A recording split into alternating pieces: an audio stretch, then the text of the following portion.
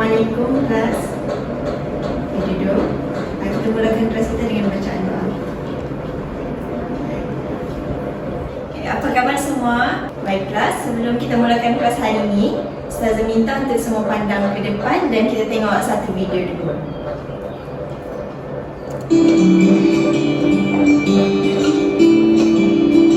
Kenapa ni asyik? Kita rosak ke? Pakcik Haji. Ya, kereta rosak. Bateri kereta dia takut. Ini maknya. Oh, saya mana? Ni Pak Haji. Macam ni lah asyik. Pak Haji ada jumper.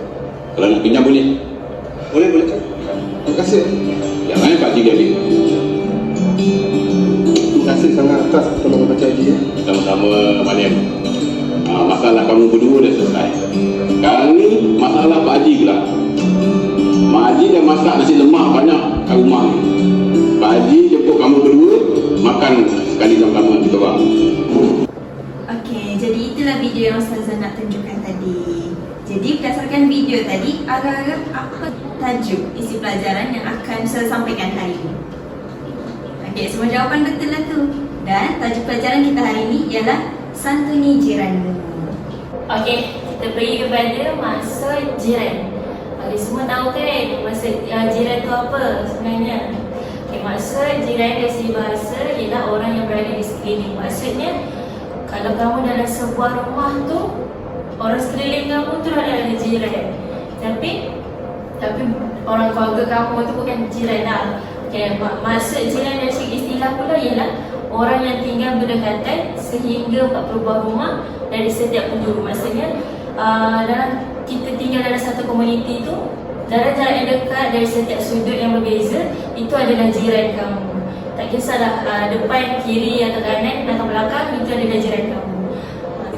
Baiklah, dalil yang menunjukkan kita perlu menentuni jiran adalah daripada surah An-Nisa ayat 36, iaitu maksudnya, saya nak minta tolong Safa tolong bacakan.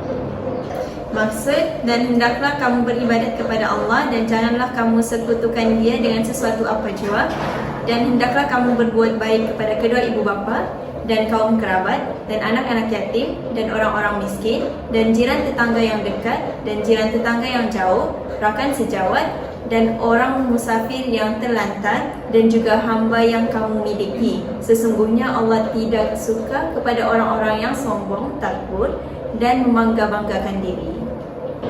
Okey, maksud dia secara ringkas adalah Allah menyuruh kita untuk berbuat baik kepada jiran selagi mana kita tidak menyekutukan Allah, iaitu janganlah kamu sekutu Dia dengan sesuatu apa jua. Dengan siapa kita berbuat baik adalah pada kedua bapa, kaum kerabat, anak yatim, orang miskin, jiran tetangga dari dekat jauh ataupun sebagainya kan. Okey.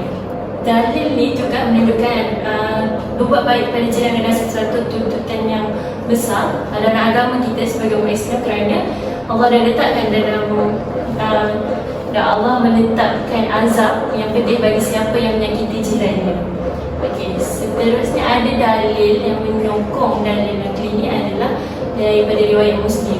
Kamu boleh tengok dalam buku teks sebagai rujukan, iaitu Rasulullah SAW bersabda, barang siapa yang beriman kepada Allah dan hari akhirat, hendaklah dia berbuat baik kepada jirannya. Okey, secara ringkas dalil itu adalah menyokong dalil ini dan menunjukkan kepentingan kenapa kita perlu berbuat baik kepada jiran.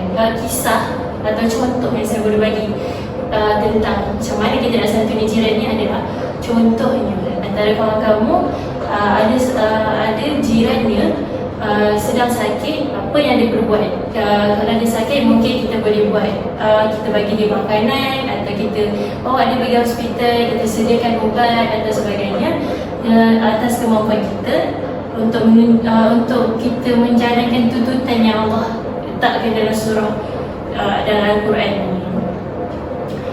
Okey, kalau contoh daripada zaman dahulu, zaman Rasulullah adalah di mana ada satu kisah daripada Abu Hurairah radhiyallahu anhu bersabda, telah datang seorang lelaki kepada Rasulullah mengadu tentang jirannya, dan Rasulullah kata, pergilah dan bersabarlah. Maka orang tu pun balik pulang dan kemudian dia datang kembali pada Rasulullah untuk 2 ke 3 kali. Dia menceritakan hal yang sama. Lepas tu Rasulullah menjawab, pergilah dan buanglah barang-barang di rumah kamu ke luar, ke jalan. Lepas tu lelaki tu kemudian pulang dan dia buat kemudian demikian. Lepas tu bila dia buat demikian, orang di sekeliling dia bertanya tentang perbuatan dia tu. Lepas tu dia menceritakanlah kenapa dia buat demikian, tentang jiran yang menyakitinya.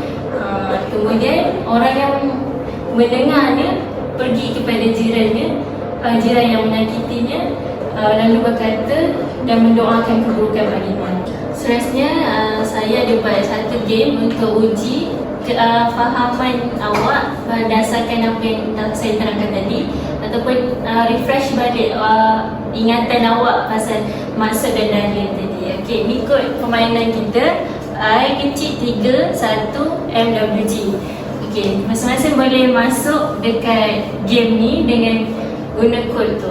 Masing-masing ready? Ready. Okey.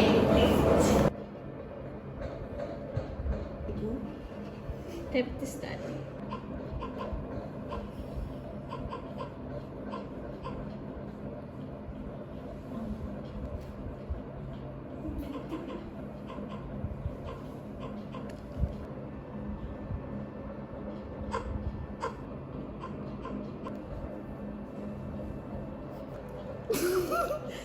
Macam mana ni? Kenapa? Okey, baiklah, berdasarkan skor tadi, pemain tadi, Safwan nombor 1 sebab dia dapat jawab 3 dari 4 soalan. Macam yang kedua, Mira. Tanya kepada kamu semua kerana dah jawab dengan baik. Okey, kita pergi kepada pembelajaran seterusnya. Seterusnya saya akan mengajar kamu semua tentang adab-adab berjiran yang diamalkan oleh Rasulullah SAW. Okey, kamu semua, Amira dengar.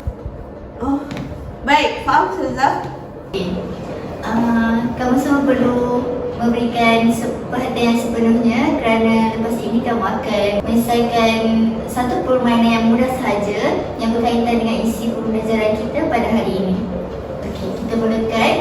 Adab berjiran yang diamalkan oleh Rasulullah yang pertama adalah melayan jiran dengan baik walaupun bukan Islam. Maksudnya di sini Rasulullah SAW mendorong umatnya untuk berbuat baik kepada jiran walaupun bukan Islam. Hal ini menunjukkan bahawa dalam Islam nilai-nilai seperti menghormati, berbuat baik dengan jiran adalah sangat penting dan juga menjadi dorongan hubungan yang harmoni dan saling memahami antara bukan Islam dan umat Islam.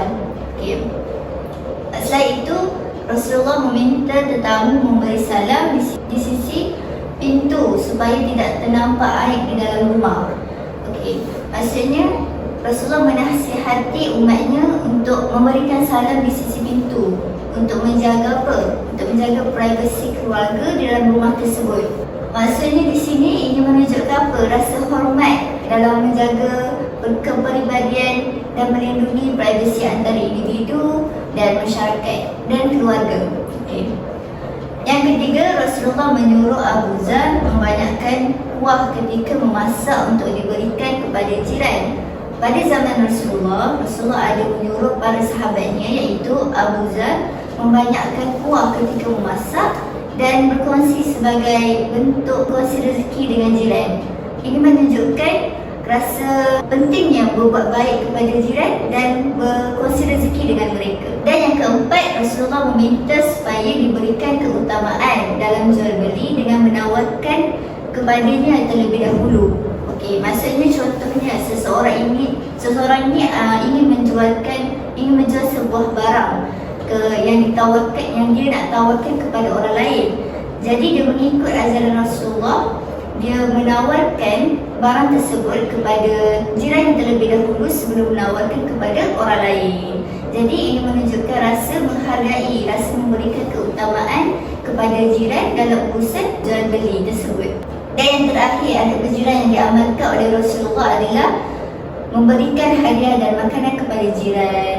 Rasulullah menggalakkan, menganjurkan umatnya untuk memberikan hadiah dan makanan kepada jiran sebagai tanda kasih sayang, kepedulian dan kebaikan hati.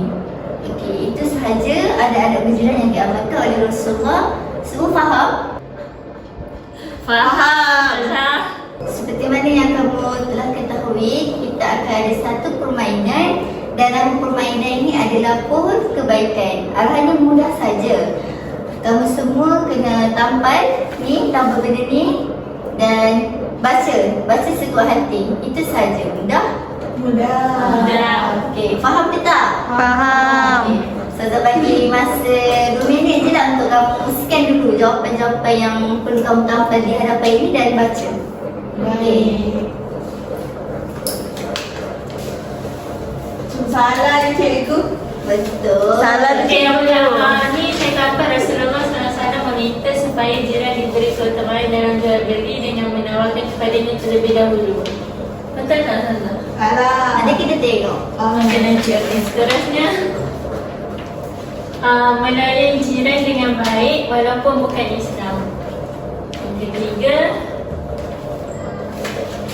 Kita nak sikit lagi. Dia cantik sikit pokok tu. Rasulullah SAW menyuruh Abu Zar membanyakkan kuah ketika memasak untuk diberikan kepada jiran. Ini yang salah saja. Melayani jiran yang beragama Islam saja. Salah. Okey, Amira. Amira pula jawab.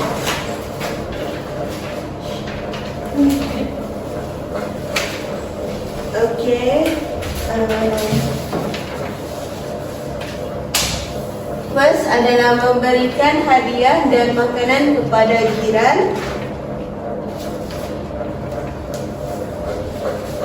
Dan last sekali adalah mengupat dan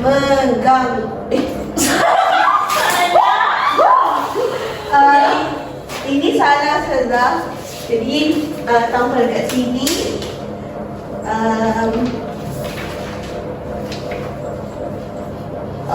Ni betul.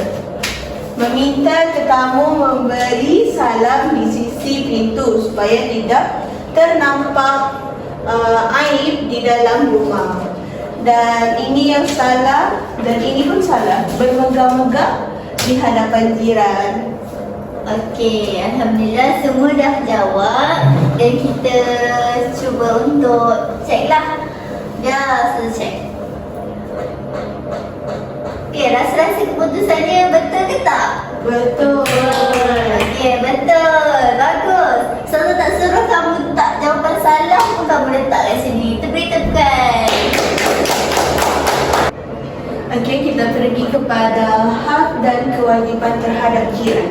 Okey, hak dan kewajipan terhadap jiran ni ia mempunyai 3 kategori. Berapa kategori? 3. Betul. Okey, yang kategori yang first ni adalah Muslim dan kerabat. Yang kedua adalah Muslim yang bukan kerabat. Dan yang ketiga, apa kilah? Betul. Okey, lepas tu kalau macam Muslim dan kerabat dan 3 macam kategori jiran ni, dia ada hak lagi. Contohnya Muslim dan kerabat. Muslim dan kerabat ni ada 3 hak, iaitu Muslim, kerabat dan juga jiran.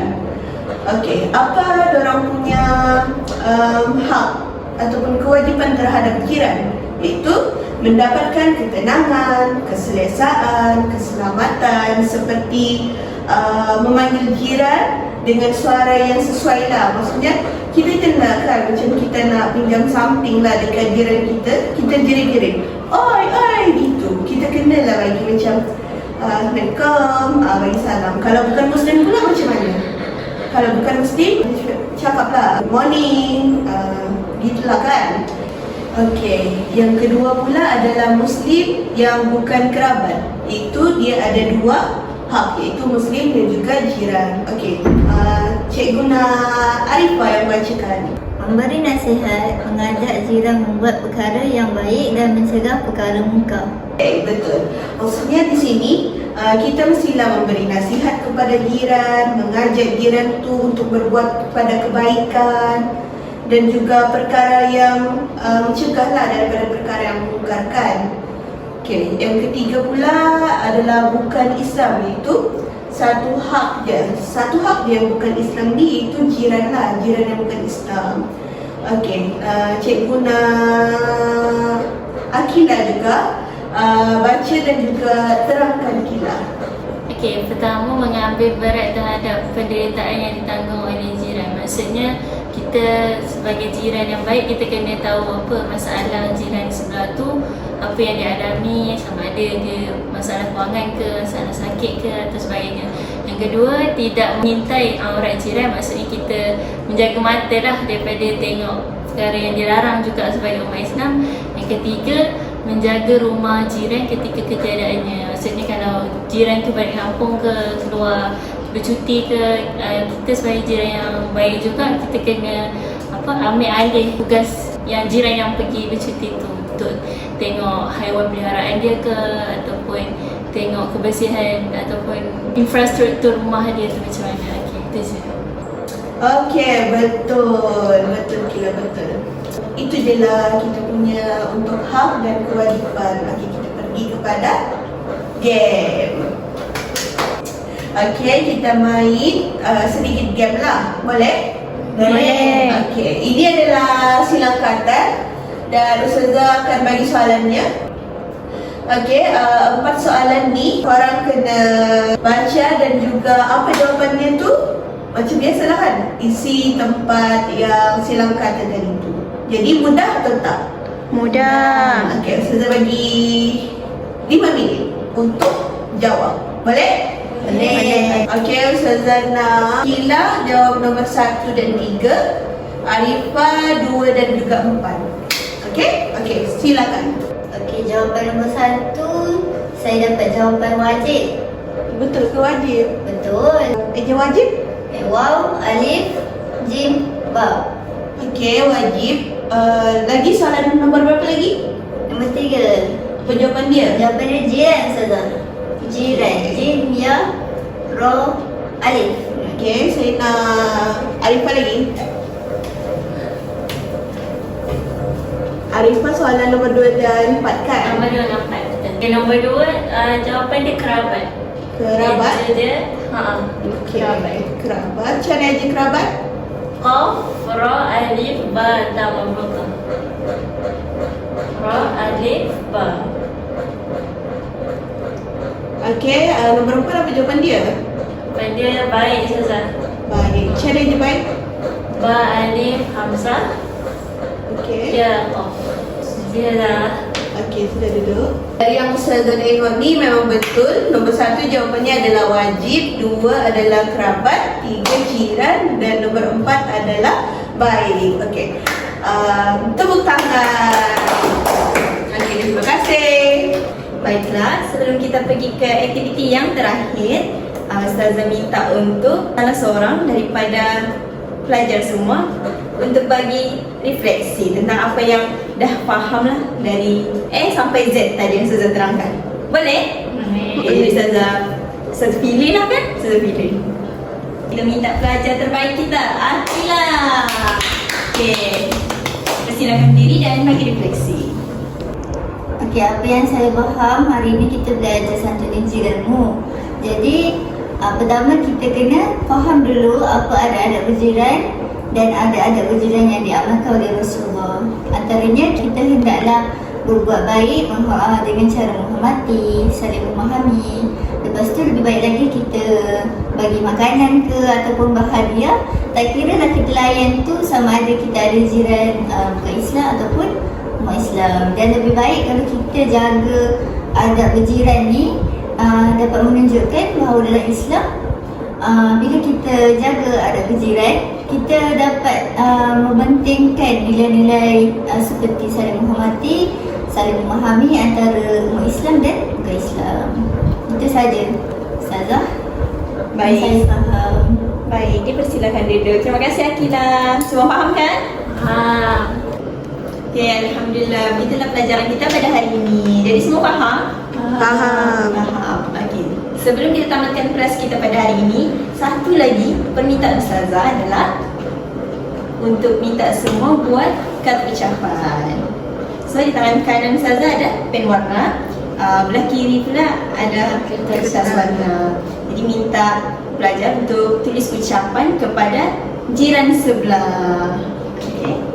Boleh. Saya serahkan kepada pelajar-pelajar.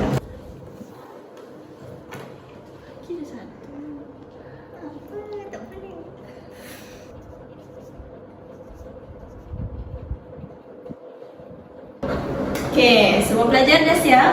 Dah. Dah. Okey, jadi nanti balik ke rumah lepas ni, Ustazah nak kamu hantar kad ucapan tu dengan jiran kamu. Boleh? Boleh. Boleh. Okey. Terima kasih untuk perhatian pada kelas kita pada hari ini. Kita jumpa lagi pada minggu hadapan. Okay, Assalamualaikum warahmatullahi wabarakatuh. Kesimpulannya, kami memilih teknik pengajaran campuran iaitu fizikal dan online kerana dalam pengajaran kami ada menggunakan alat-alat digital seperti slide pembelajaran, laptop, skrin pemancar dan juga permainan atas talian.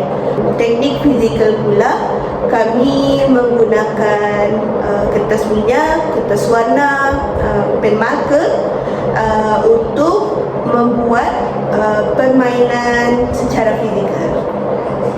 Sebab apa kami memilih model take and carry dalam pengajaran kami ialah menurut pendapat saya, model take and carry sangat sesuai dengan topik pengajaran Santuni Jiranmu kerana model ini dapat membantu menekankan pada hubungan strategi pembelajaran, tujuan pembelajaran dan penilaian pembelajaran. Topik pengajaran Santuni Jiranmu merupakan topik yang berkaitan dengan akhlak Islamiah dan nilai-nilai sosial yang harus diterapkan dalam kehidupan seharian. Oleh itu, model take and carry ini dapat membantu memahami tujuan pembelajaran yang jelas dan spesifik mengenai hak dan kewajipan berjiran dalam Islam.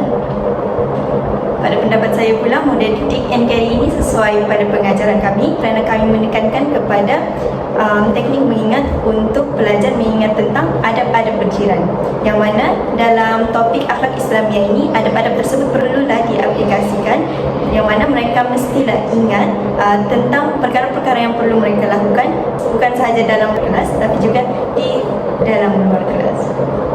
Okey, akhir sekali model take and carry sesuai dengan tajuk pengajaran Santuni Jiranmu adalah kerana dia memungkinkan guru untuk menganalisis nilai-nilai apa yang hendak diterapkan dalam diri pelajar, kemudian memberi peluang kepada guru untuk merancang pengajaran dengan lebih cermat dan lebih berstruktur.